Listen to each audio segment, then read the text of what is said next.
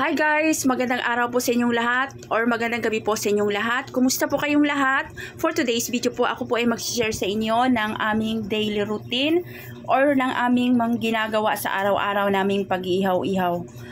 Yan guys, ipapakita ko po sa inyo yung amin pong ginagawa bago po kami mag-uumpisa or bago po kami maglatag. Ayan po dyan ay katatapos lang po namin magtuhog-tuhog or maghanda guys ng aming mga iihawin.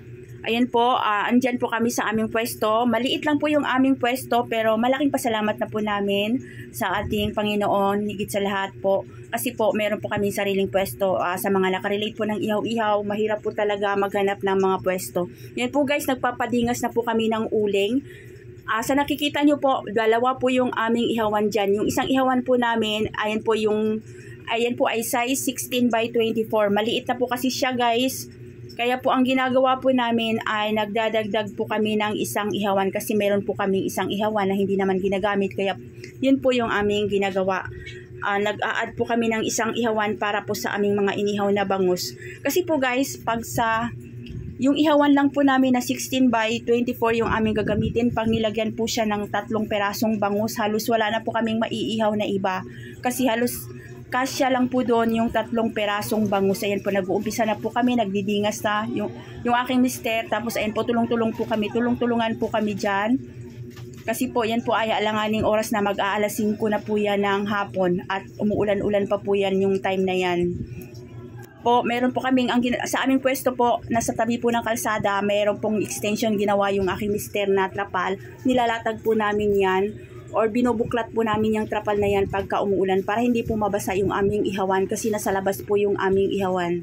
Mga kanegosyo, naisipan ko pong gawing dalawa po yung aming ihawan or idadagdag ko po, i-extension ko po yung isa dyan kasi nakikita ko po kasi na halos yung iba naming mga customer umaalis na dahil hindi po naluluto yung iba sa sobrang, lalo na po pag araw ng Sabado, sobrang marami po yung bumibili sa amin. Kaya po ang ginagawa ko po ay naisipan ko po na ilatag, idugtong na lang po yung isang ihawan para po sa mga inihaw na bangus guys. Kasi po, napapansin ko po tuwing Sabado po, halos hindi kami magkanda ugaga, nauubos-ubos kami.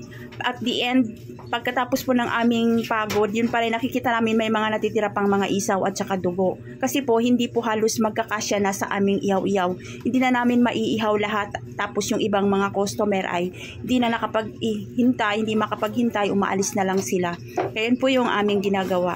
Mga kanegosyo, yan po yung aming mga ihawin. Ayan po, hindi ko po namin yan tinakluban dahil i-display na po namin yan. Tapos yung iba po na hindi pa ma-i-display, nilalagay po muna namin sa ref at saka sa freezer para hindi po siya masira. Ganyan po guys yung aming ginagawa. Tapos ayan, dinidisplay namin sa aming stante. Sinasapinan muna namin siya ng foil bago namin siya i-display. Tapos yung tray po na yan na nandyan, ayan po yung aming pinaglalagyan pag na-free cook na po yung aming mga ihaw-ihaw para po mas mapabilis po yung benta namin or yung benta natin. Nagpi-free cook na po kami tapos iinitin na lang po pagka malamig na siya. Pero pag mainit pa, ayan, diretso na po. Binibigay na po namin sa aming mga customer. Po yung aming ginagawa para po mapabilis yung aming habang wala pang customer kasi minsan po may time po na walang customer tapos minsan naman mayroong nagtatambak sila, nagsasabay-sabay sila, kaya po yun ang aming ginagawa. Nag-iimbak kami sa tray ng iniihaw na. Tapos ayan po guys, nakalagay siya sa freezer yung iba naming mga iihawin. Yan po guys yung aming mga iniihaw. Bali, ang tansya ko po dyan, nasa kulang-kulang 30 kilos po yan. Lahat ng kabuuan po namin ng mga ihaw-ihaw sa araw-araw guys. Yan po ay dinidisplay na ng aking mister. Siya po yung nagdi-display kasi po ako po ay may ginagawa pa po ako sa aming bahay, tinatapos ko pa po yung ibang mga tutuhugin. Hindi pa po yan lahat guys na nandyan, meron pa po akong tinutuhog na hindi pa tapos. Ang ginagawa lang po namin, makapagbenta lang kami, magagawa ko lang yung ibang ihawin at saka yung sauce at saka yung ating sausawan ayun po, naglalatag na kami or nagtitinda na po kami ng aming mga ihaw-ihaw. Guys, bino-voice over ko lang po pala yung ating video kasi po malakas po yung sounds ng dyan naka-background. Mayroon po tayong background music guys, baka po makapiright tayo. Kaya yan po yung aking ginagawa. Para po sa mga nag-iihaw-ihaw dyan, payo ko lang po, tiyaga-tiyaga lang po talaga. Kasi ilang beses na po ako muntik nang sumuko at noon po, mai-share ko lang po sa inyo. Sinasabihan po ako ng aking mister dati kasi noong pong nag-uumpisa pa lang ako ay ako lang pong mag-isa at alalay ko po yung aking mga anak na nagkaaral. Pag umuwi sila galing school, dyan po nila ako tinutulungan. Nung time po na yun ay elementary pa lang yung aking mga anak. Pero guys, hindi po talaga ako sumuko. Tiyaga-tiyaga lang po talaga. Sa pag-ihaw-ihaw po, ang pinaka-the best po nating puhunan, unang-una lahat po ay ang panalangin sa Panginoon. At ang sipag, tiyaga, mahabang pasensya guys, yun po yung ating, yung aking pinakapuhunan sa pag-ihaw-ihaw. Ganyan lang po guys, lalo na po pag hindi maganda ang panahon, mapanghinaan po talaga kayo ng loob, pero ayan, laban lang po tayo, tuloy-tuloy lang po. At ayan po na ngayon yung aming ginagawang bread and butter ng aking mister. Yun lang po yung aming pinangkukuhaan ng aming pangkabuhayan or ng aming pangangailangan sa araw-araw guys, yung aming pag-ihaw-ihaw. Kaya po tiyaga-tiyaga lang po talaga tayo dito, mahabang pasensya at panalangin sa Panginoon guys, ang ating pinaka number 1 na puhunan sa ating pag-ihaw-ihaw. Inuulit ko po guys.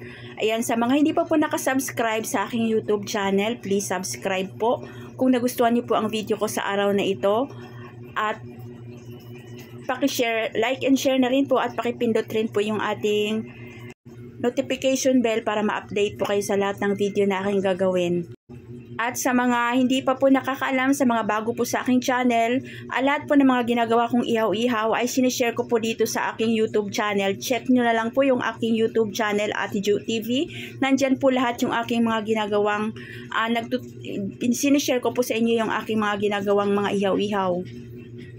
Kung paano po siya i-marinate, kung paano po siya ilaga, lalong-lalo na po sa paglalaga ng isaw na hindi po siya lalambot. May video po ako guys kung paano po maglaga ng isaw na hindi siya lalambot or hindi siya malulusaw. Tapos may video din po ako paano mag-boneless ng bangus, tapos pag-marinate ng ating mga pork barbecue. Kompleto po yan guys. Check nyo lang po yung aking YouTube channel.